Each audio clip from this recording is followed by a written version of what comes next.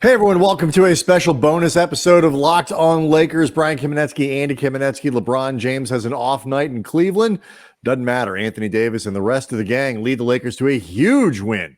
That's next. You are Locked On Lakers, your daily Los Angeles Lakers podcast. Part of the Locked On Podcast Network, your team every day.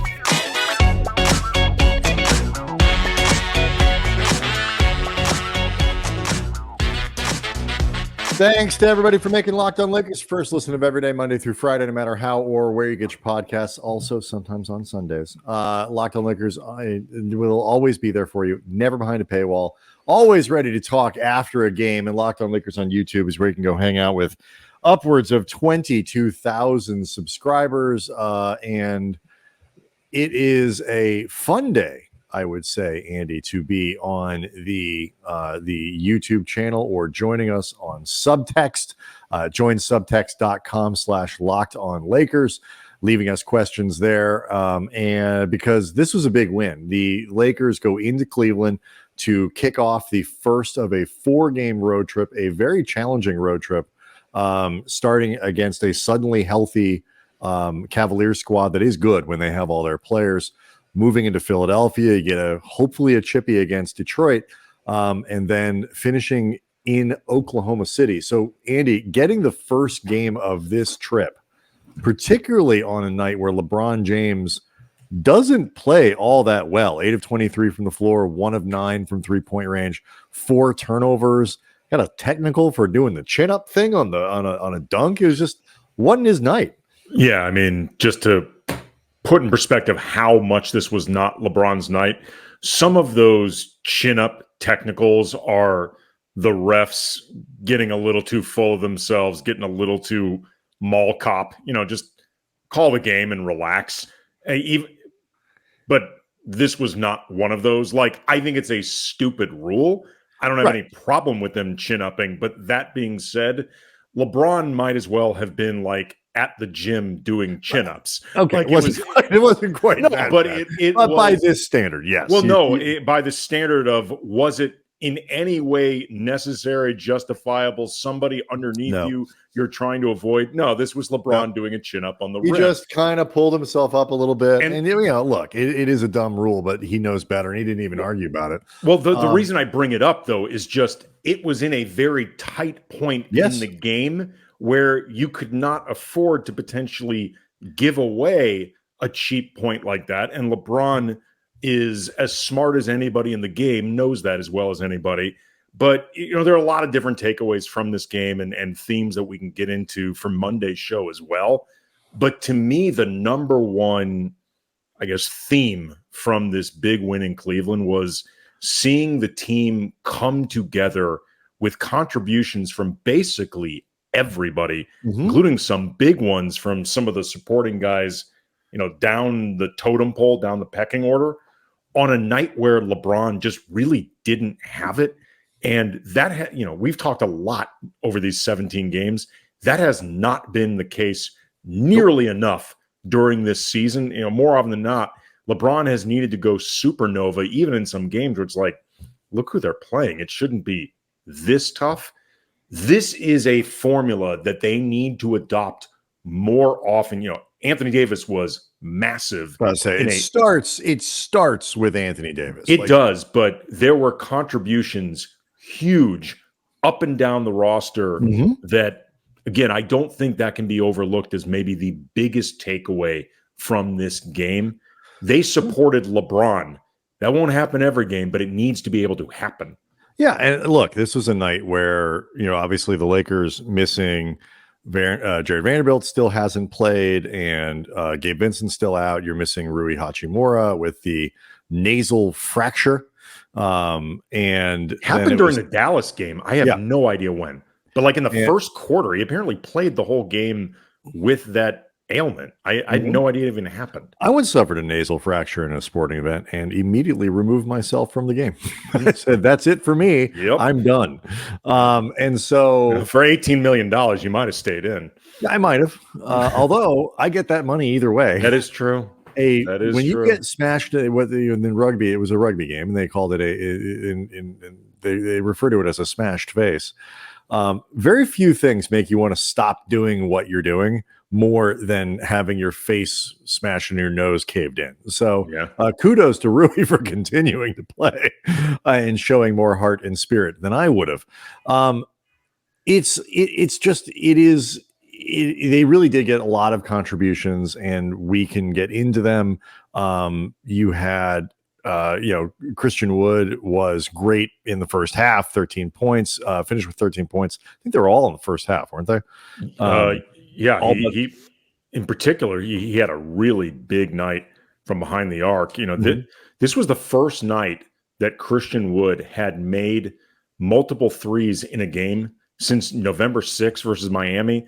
And other than 1-3 against Utah earlier in the week, it's his first make from distance since November 10th. Both he and the Lakers really needed this. Yeah. Well, because again, LeBron 1 of 9 from 3-point range. The Lakers finish at 9 of 27, which means other guys certainly did much better. So, Wood had a big first half, and Austin Reaves 4 of 8 from the floor, 15 points, 5 rebounds, 10 assists. And against only 2 turnovers, he was instrumental. And D'Lo had 5 assists and a couple of steals. And Jackson Hayes was terrific in this game. He was, he made himself very available as a finishing threat, lobs and stuff like that. He made all 5 of the shots that he took. And Max Christie had easily his best game of the season, 12 points, 5 rebounds, 3 assists, though. And we'll get to some of the supporting guys here, but I do think it is worth noting and starting with, you do not get away with an off night from LeBron if you do not have a dominant night from Anthony Davis. I don't care what anybody else is doing.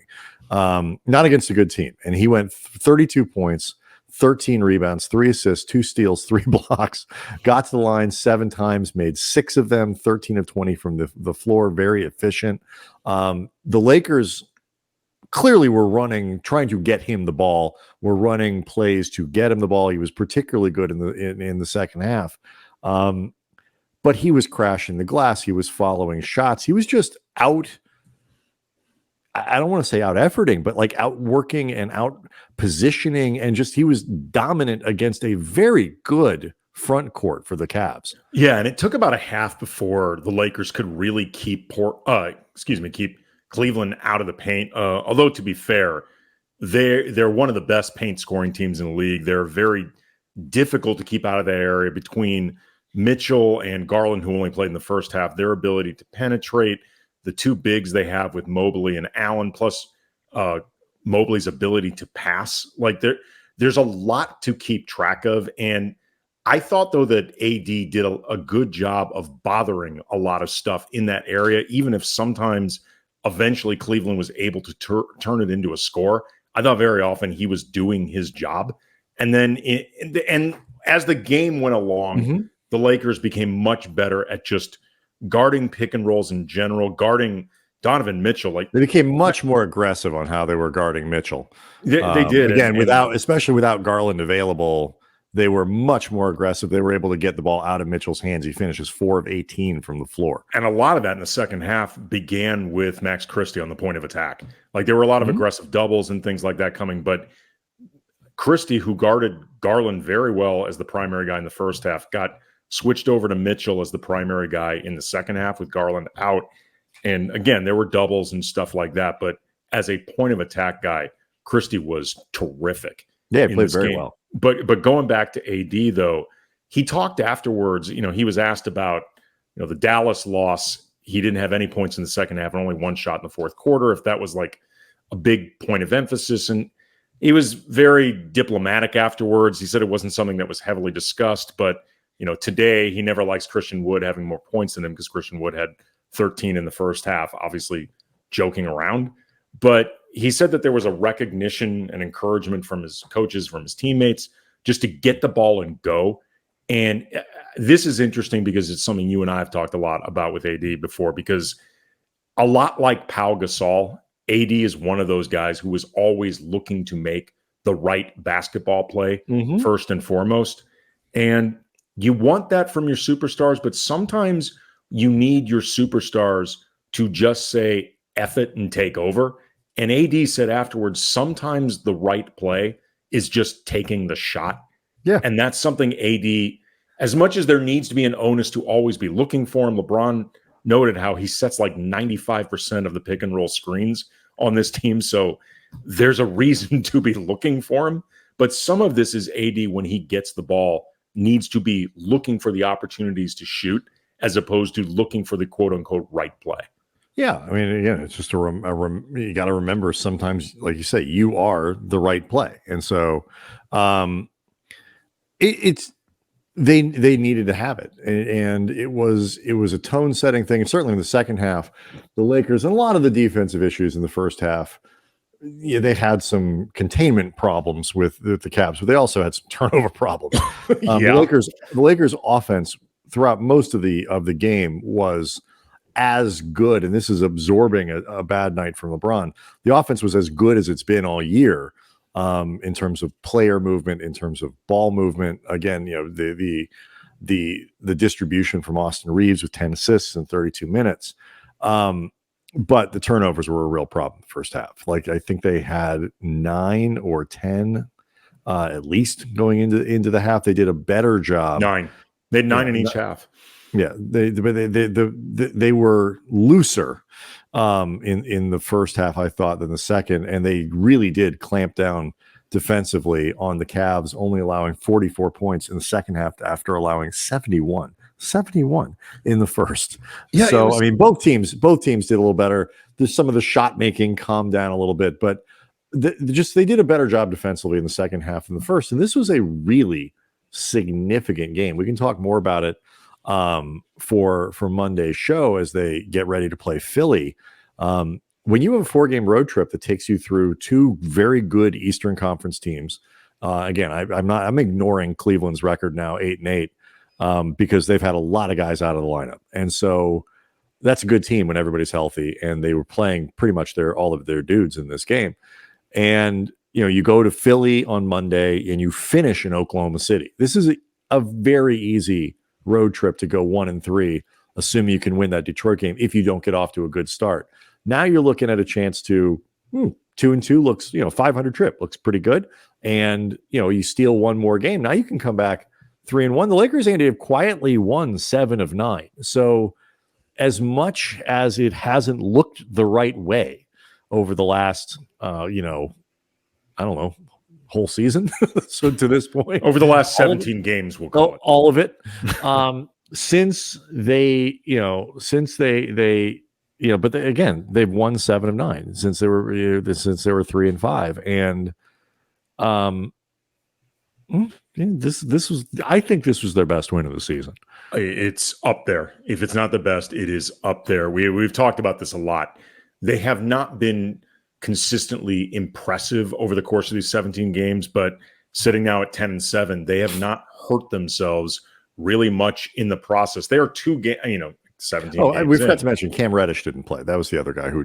Cam Reddish still out with that groin strain, which really put that premium on Christie's point of attack defense. We can talk more about Christie during Monday's show. There was also something too with Jackson Hayes in particular that I want to get into, because I think it actually signals something that can be positive with Jared Vanderbilt moving forward, like something very specific Hayes was doing in this game that I think could portend very well for Vando, who is hopefully close to coming back. Also wanted to make sure, since we at least mentioned everybody on the team, Taurean Prince had a nice all-around game, 7 points, 6 assists, 4 rebounds, 2 blocks and a steal. Nice game from Taurean, who they've really needed him to round back into really, I guess, preseason form, some sort of form, something that what he has been doing. But the last couple games have been better for Taurean, so I hope he is, and in particular too, at a time when they need him, because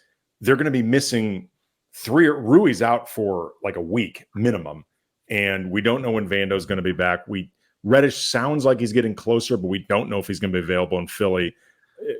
Gabe Vincent clearly will not be back. No. And I don't know if Jalen Hood-Schifino, they're just not playing him right now, or if they're not confident with him physically, but they need him active just because they need the bodies. Yeah, I don't know exactly what's going on there, but the biggest thing for me with Prince is that he's found ways. Their shot's still not great. What he's here for is 3-point shooting, but he had 6 rebounds in the Dallas game. He had 6 assists, like you said, in Cleveland on Saturday. Like, you got to find other things to do if the shot's not going to. It was one of three from 3 on Saturday, which isn't like shooting the lights out. So you got to find other things to do, and he did. And so they don't have any other options. He's going to play, and played 32 minutes on Saturday. So yeah, it was nice to see him be a part of something solid. Lots more to talk about ahead of Monday's game in Philadelphia. Locked On Lakers on YouTube is where you can go see the show. We will see everybody. But first, Andy, we need to tell you about this. Well, to begin, that Locked On Lakers is brought to you by Game Time. And years ago, frankly, decades ago, the Police were on the Synchronicity tour. Really, really big concert, like awesome tour. And I couldn't get seats. I could have maybe tried harder to get some, but I was like, you know what? No big deal. I'll just go to the next Police tour. Well, guess what? They broke up because they did not like each other. And I learned that day, when it comes to a concert, Carpe diem, do not miss out. And that's why I love Game Time. It's the fast and easy way to buy tickets for all the sports, music, comedy shows, and theater near you, with killer deals on last minute tickets and best price guarantee. You can stop stressing over the tickets, start getting hyped for the fun. They offer images of seat views. They offer lowest price guarantee, event cancellation protection, job loss protection. And the Game Time guarantee means you will get the best price if you find tickets in the same section or row for less anywhere else.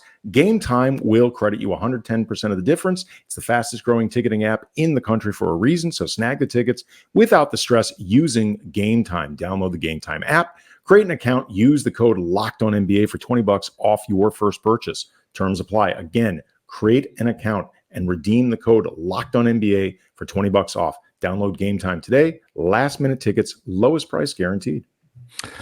Locked On Lakers, also brought to you by FanDuel. As Andy, the weather is starting to get colder. It's sweater weather in Los Angeles at the very least. In other places, it's legitimately cold. We have sweater weather here. But the NFL, the offers around the NFL are staying red hot on FanDuel. New customers right now get $150 in bonus bets with any winning $5 money line bet. That's just in time for Sunday's NFL games. And these are like the games that really mean a lot. So people are getting, all these teams are playing really hard with playoff spots on the line, and it's all rounding into form. Like, do you want the Rams to win? Can you bet your way to the Rams winning if that's what you want them to do? You want them to tank? I don't know. But it's $150 if your team wins. $150 in bonus bets for any winning $5 money line bet. The app is super easy to use, meaning there's never been a better time to join FanDuel if you've been thinking about it, to get in on the action.